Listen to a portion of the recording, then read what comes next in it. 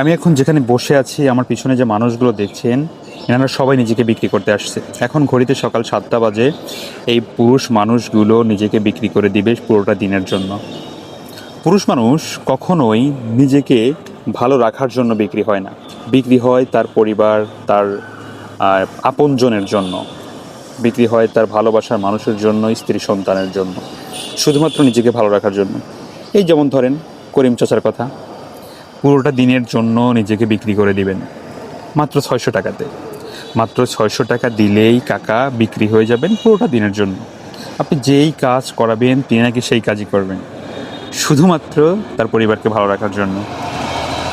এরকম হাজারো গল্প আছে, কত গল্প।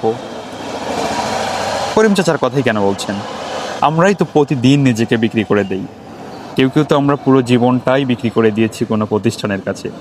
এক প্রতিষ্ঠান থেকে এক প্রতিষ্ঠানের জন্য নিজেকে বিক্রি করে দেই।